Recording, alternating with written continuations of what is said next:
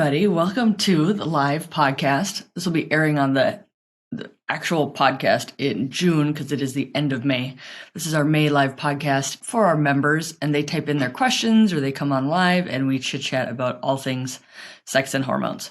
It's very fun. So here's the first question that was sent in by a member that I wanted to cover today. Hey, Dr. Casperson, love your content. I sent the above message for you in your edit. Hey, Dr. Casperson, hoping you can answer my question. It's about diminished sensation and using an indoor cycling bike. I have a new lichen sclerosis diagnosis, supposedly not active. I want to feel sexual and alive again. I used to be the initiator. Now it hardly crosses my mind and I hate it. Please help. Okay, so a couple of things about this. For people who don't know, lichen sclerosis is a skin condition way more common than we think. And it's not just in the postmenopause population. It can be really any age. Even young girls can get lichen sclerosis. It's autoimmune inflammatory. It can cause destruction of tissues and decreased sensation. Even pain and itching are kind of the classic lichen sclerosis feelings. So the important thing to know about this member's question is she's saying she has newly diagnosed lichen sclerosis, and then her next sentence is, I want to feel sexual and alive again. Lichen sclerosis doesn't change desire, but it can if there's pain or itching or thoughts about our genitals, thoughts about our sexuality. Our desire and desire for sex comes from our biggest sex organ, which is our brain. Right? Dopamine usually is the neurotransmitter that comes with that. And so I would suss this out if I was doing like a live coaching on this of, is it your thoughts about the lichen sclerosis that's decreasing desire? Because what you're saying is you want, which is spontaneous desire, right? As opposed to responsive desire, which is when I have sex, it's fantastic. And I just don't go around seeking it a lot. Right. So both types of desire are very normal. I know I haven't gone over this in a while in the podcast, but two types of sexual desire, spontaneous and responsive.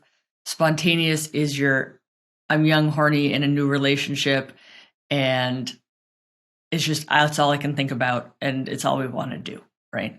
Responsive is what happens in real life.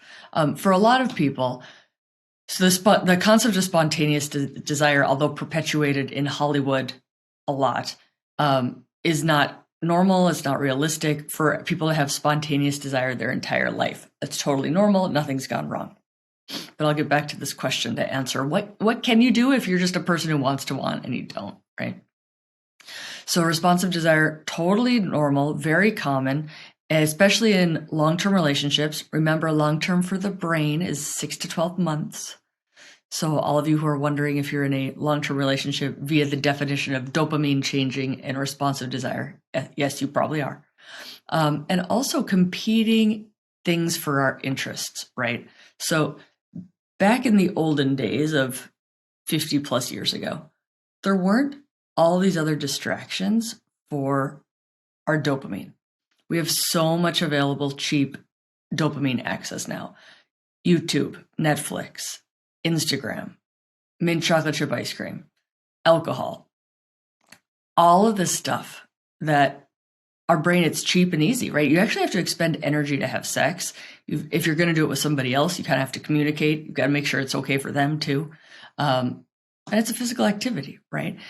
Like dollar for dollar, it's a more expensive form of dopamine than Instagram and Haagen-Dazs on the couch. So just realizing that we have so many competing interests for our sex, it doesn't mean there's something wrong with you. It just means our brains are lazy, man. If you've got access to something else that's going to make it feel good, it's just going to want that. It's cheaper dopamine, right? And I think a lot of people don't address that. In addition to we're busy, we're tired, we might have unequal division of labor between us and our significant other, right? Go back to the heteronormative theory of low sexual desire in women partnered with men. A podcast from a while ago, but I also have that paper linked in my Instagram. It's fantastic. Explains a lot of low desire in women who are partnered with men and how society kind of contributes to that. It's a brilliant paper. If you guys haven't read it, if you're new to the podcast, go check it out. So she says she wants to feel sexual and alive again. So you can just decide to prioritize your sex life. You can decide to prioritize novelty. You can decide to enjoy the responsive desire, just go have great sex. If you want, so biopsychosocial, right? So it's not the lichen sclerosis that's causing the low desire. It might be the thoughts about the lichen sclerosis. Again, certainly if there's pain or itching, we need to fix that because desire will diminish when we have physical ailments. Now, going to a sex med physician for medication options, first of all, I would make sure the lichen sclerosis is well treated. Make sure if you need to be on vaginal estrogen for increased blood flow sensation to help improve the tissue quality, that is addressed. Then we get into 3 different options pharmacologically for low desire. And I'm not advocating this with her. It sounds like she might not even need this, right? Because a lot of women, when responsive desire is explained to them, they're perfectly fine, right? But if you want, a couple options. Number 1, off-label testosterone dosed for a female can be wonderful. For some people, it's a hormone-mediated drop in desire. Very simple to do. There are guidelines on dosing testosterone for low desire. You can bring that into your physician. You can get it very, very cheap. You do not need to use pellets. A lot of people who use pellets get a super therapeutic dosing, so they're going to get a lot of side effects. If you dose it at just the physiologic female dose, you should have very minimal chance of those side effects happening. But that's going to be with a daily gel instead of an implantable pellet. Some people love the convenience of the pellets because it's like once every 4 to 6 months, right? But pellets are going to come with higher risk of side effects because they're physiologically much higher dosing. And then they're very expensive. Insurance doesn't cover pellets. Okay, so we've got one option, testosterone. We've got 2 FDA-approved medications for low desire. We've got Addyi and we've got Vyleesi. So Vyleesi is the on-demand one. It's injectable like an hour before sexual activity. They think it works by increasing dopamine via the melanocortin receptors. So you can get Vyleesi. I haven't heard a lot of rock star stories from Vyleesi, but that's just me. Maybe my practice is biased. The other one is called Addyi, which is FDA approved for hypoactive sexual desire disorder. So basically low desire and distressed about it. Very safe medication. Side effects are weight loss and being better, well rested, right? So sleepiness is not really the right way to say it. Had better sleep is kind of a better way to say that side effect. So those are good things, especially if you're in the perimenopausal world of not sleeping well, right? So you can go get that. Don't just take the prescription to your local Walgreens or Rite Aid or CVS. So using their specialty pharmacy, which is called PhilRx, PHIL, to get that is going to give you the cheapest option. Insurance has not been awesome. There's usually a prior auth, but there's a pretty decent cash price that you can get. And you have to take it for 2 to 3 months. This is a once-a-day pill taken at night to increase desire. In the people it works in, it works wonderfully. Can even help with muted and blunted orgasms. And people saying, my want to have sex is back. My want to want is back. So me, you know me, I'm kind of like, I'm very comfortable with medications, but I always say I don't prescribe on the first date. Like, I like people to understand their sexuality. I like them to understand why they're having low desire. I like them to understand all the options available to them without resorting to medications first. So that's what I would hope for this member, is that you dive deep, read my book, You Are Not Broken, dive deep into desire to see if it's something you would actually want to take a medication for or not. But it's all up to you. There's so many options. You got this. Moving on, I wanted to show you guys this thing that it's a new subcutaneous penile, totally switching gears to the male phallic physiology now. It's called a subcutaneous penile implant. The trade name is Pneuma. Pneuma. I'm not advocating this. I'm just telling you it's out there if you see this on the internet, because I've seen a physician on the internet. It's a surgery to make your penis look girthier. But here's the odd thing about it. It only looks girthier when it's not erect. It's like kind of stuffing a sock in your pants, but like in your penis. And it's basically a plastic sheath. Maybe it's like a silicone sheath that you put underneath the skin. So it's a surgery. And then it just makes you look more like a shower. But when you are a grower, apparently it's the exact same size. So cosmetic surgery for the penis has kind of come and gone throughout the years, right? You can cut there's a ligament that attaches the penis to the pubic bone. You can cut that to make it look bigger. There's like all these things that people have been doing. They come, they get trendy, they fall away because the side effects are not often worth the benefit. So it'll be interesting to see where the Pneuma goes with this. And who am I to judge? Women get breast implants, right? Because they want their breasts to look bigger. So it makes sense to me that a man would, if that's important to them. But if you're in a heterosexual relationship, read the studies, because stereotypically, on average, the female does not care about the size of the penis as much as the men think they do. Very interesting studies. Men think they care a lot. Women are like, no, we don't really care all that much. But I think society-wise, there's a lot of shame for having body parts perceived too small. And the other thing is, a lot of men perceive their penis size to be too small, and they're totally normal. They're totally on the bell curve. They just look at images on the internet that are either enhanced or like physiologically at the very top of the bell curve. So you can Google this if your computer allows you to look at pictures of penises. It's called the Pneuma. Risks include, just to share with you, the horrifics. Pain, bleeding, infection, erosion, removal of the device dislodgement, displacement. So, but there's risks with any surgeries. It's not like, this doesn't sound crazy, but to me, I'm like, you have one penis, you don't have two. Don't mess it up.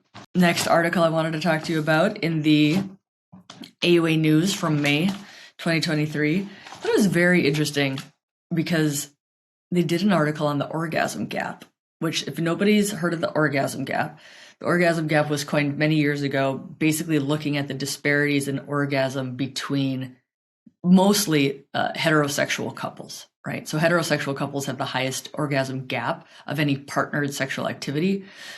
Same sex, much narrower gap, meaning people are more equal, more likely to have orgasms between each other than if you have the male-female. Many different theories for this, but one of them being female anatomy is not prioritized, discussed, known, located, played with. All the heteronormative penis and vagina really messes up the female's ability to have an orgasm, right? Power differential between the two. Your orgasm is more important than mine. And then the fact that a lot of people assume that sex ends when the male orgasms. So basically, like, not prioritizing hers, and then if it doesn't happen, like, he had an orgasm, sex is done. So really, like, knowing that and understanding you can change all those things can decrease your orgasm gap. But here's the deal.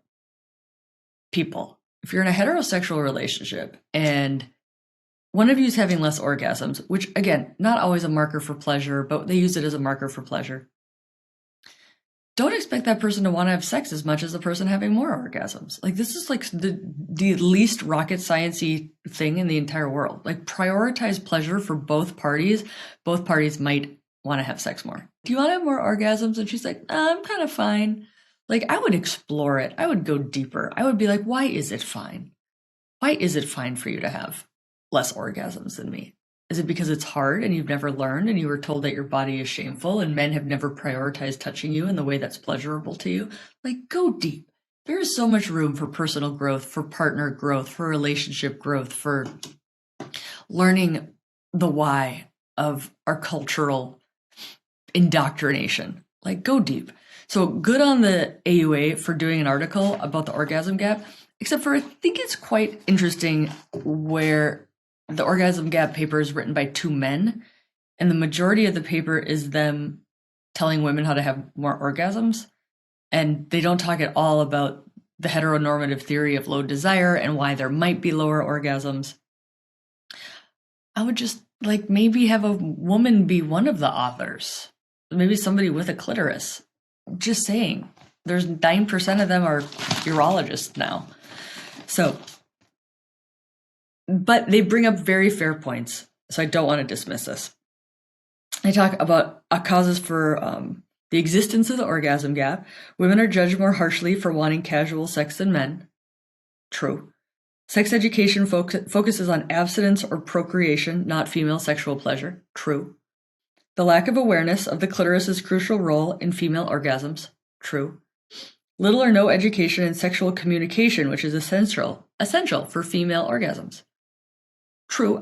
Essential, like people have orgasms without communicating, but like it always helps, right? I would say communication also helps male orgasms. So we can be a little more nuanced than like you must communicate to have a female orgasm. No. But we do have data that women who are in relationships have more orgasms than women who do hookup sex. And the theory is not because the hookup sex women don't know how to have an orgasm. It's the male's focus on her pleasure goes up significantly when he is invested in her as a relationship partner and not just a person to stick a penis inside. Moving on. Body consciousness and lack of self-esteem can come in the way of experiencing sexual pleasure. True. So then they talk about closing the orgasm gap. Tips to help women experience orgasms. Written by two men. Expect and request more oral sex and clitoral stimulation. Increase the duration of the sexual experience. Focus on methods to improve the overall quality of the relationship. Discuss what you expect in bed. Praise the sexual partner when they do something correctly. Tactfully give instructions to the partner's do's and don'ts. Explore new sex positions. Explore anal stimulation. Discuss sex fantasies. Express love during the sexual experience. If you want to read like the driest cookbook about having orgasms, check out this month's version of AUA News. But in all fairness, this is a medical journal magazine. They're not going to give you a lot of erotica, but they did say exploring sexual fantasies, which does include erotica. Women should teach themselves and their partners about clitoral stimulation. Developing an understanding of the clitoris isn't enough to achieve consistent orgasms. True. So, the article is not bad. Praise be to God that they actually put this in the urology journal. It's at AUA News. So I gave a talk in Colorado a couple months ago and included information on the orgasm gap. And I did a poll where I had people raise their hands about how many people actually knew about like what the orgasm gap was. And a decent amount of people raised their hands. So that's a good sign. If we don't know it even exists, we just think like the person having the least amount of orgasms is the problem. We don't realize it's a biopsychosocial cultural phenomenon. All right. We will let the AUA News go for now. Now I want to move on to testosterone. I posted this on Instagram for anybody who's on there a couple weeks ago. There was an abstract that came out at a conference. I think it was the North American Sexual Med Conference, and then published the abstract in the Sexual Medicine. Yeah, it was the Sexual Medicine Society of North America scientific meeting. So they published all the abstracts for us to read in the Journal of Sex Med. So this this abstract came out of Johns Hopkins and Galveston, Texas. Testosterone therapy in females is not associated with increased cardiovascular risk, a U.S. claims database analysis.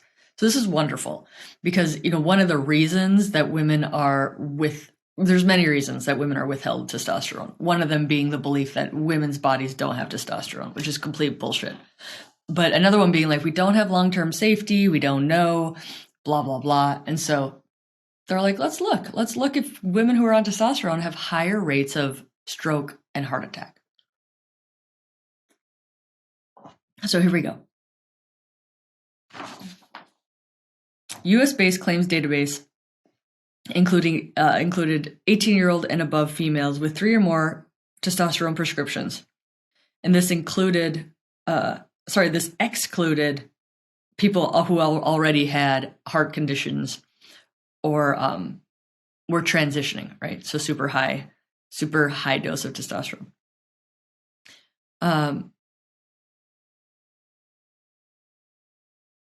And then they matched these for age-matched race, estrogen use, family history of cardiovascular disease, tobacco usage, type 2 diabetes, all the other risk factors, right? So they're like, we want to basically look as closely as we can between two groups of women who are otherwise pretty equal, but one of those groups is taking testosterone. That's basically what they did. Compared to matched controls, those with testosterone prescriptions had similar odds of major adverse cardiovascular events and pulmonary embolism. Significantly lower odds of upper or lower emboli or DVT and breast neoplasm. Significantly lower rate of breast neoplasm by about 50%. So if you look at the breast neoplasms in the young, so this is 55 and younger, 0.3% of them had breast cancer, and then 0.7% of the controls had breast cancer, so decreased by 50%. And then if you look in the age greater than 55, 1.47% had breast cancer, and then in the controls, about 3% had breast cancer. So this is still lower than if you were like, oh, I heard breast cancer is 1 in 8. Yes, over your life, right? But young breast cancer is still very low, so I think that's why these rates are so low. But it decreased your odds of having breast cancer by 50%.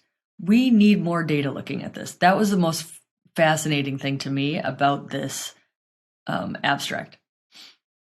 So they said, in this large claims-based analysis, we showed systemic testosterone in women does not increase the odds of major adverse cardiovascular events or pulmonary embolism and is protective against upper and lower emboli or DVTs and breast neoplasm. Our results suggest that testosterone in women may be safe. Maybe safe. Maybe there's a protective role against breast cancer. Like, who's going to do that study? Give me a call. I'll have you on my podcast. That would be absolutely phenomenal if we found that testosterone was protective against breast cancer. Very, very cool stuff. All right, we're going to do another. These abstracts were so freaking cool. There's another abstract called Sexual Boredom and Sexual Desire in Men and Women in Long-Term Relationships. So they basically studied how bored are you and how much sexual desire do you have, meaning sexual boredom, not like boredom with your job or something like that. And so they said research suggests a linkage between sexual boredom and sexual desire. I think so many women who beat themselves up over low desire are bored in the bedroom. They're having the same pasta spaghetti for dinner every night because their partner loves pasta spaghetti dinner every night. This is a sex metaphor. And they are just bored by it. And so they're like, I don't really like sex. Maybe I don't really like sex. And I'm like, maybe you're going to a restaurant and only eating like Kraft macaroni and cheese every single night.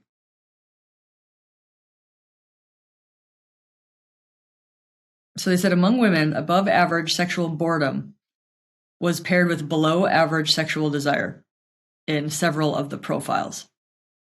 I think this is great that they're actually doing like legit data on women being bored, because it's a common problem. How many women are bored in the bedroom? I don't know. I need a study.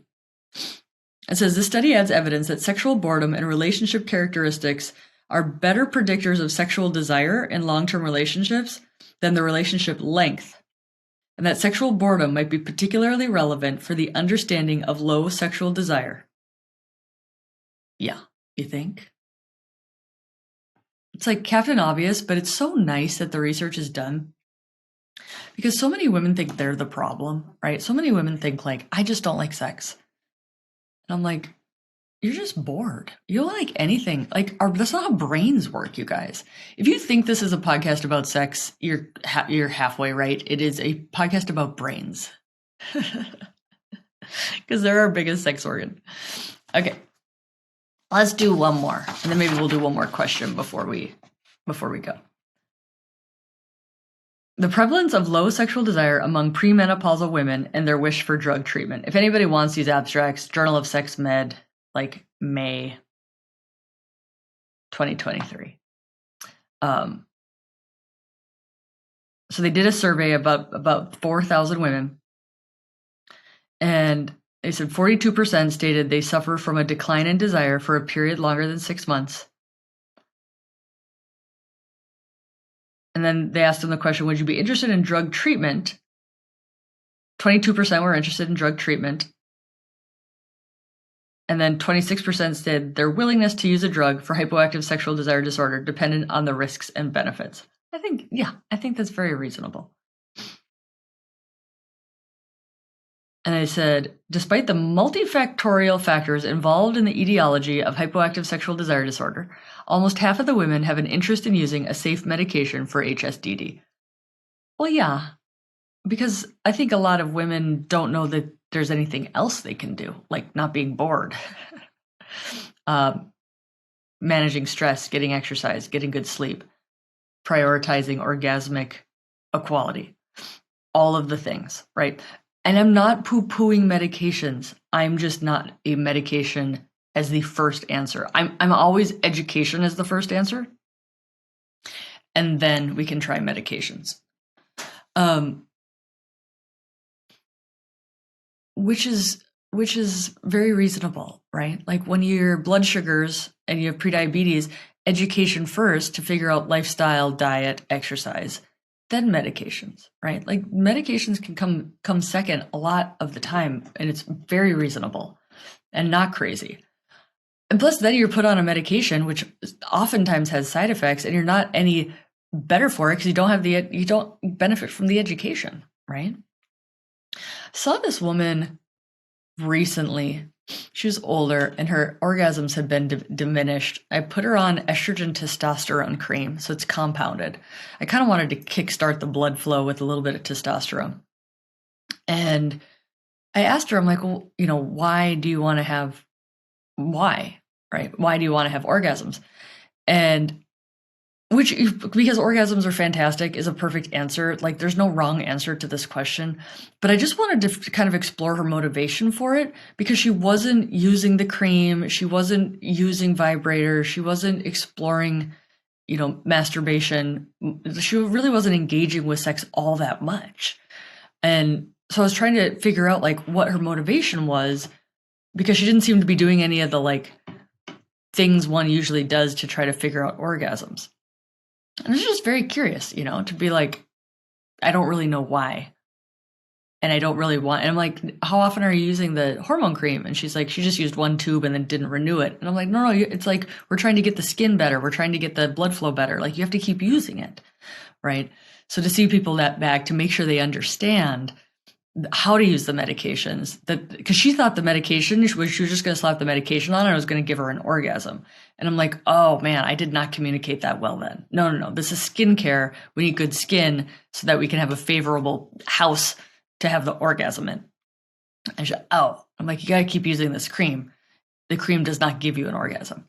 Now there's other creams, right? Scream cream, the stuff that has sildenafil in it, again, compounded, very safe, just topical, and has vasodilators in it, which can increase blood flow. I could totally try that in her, right?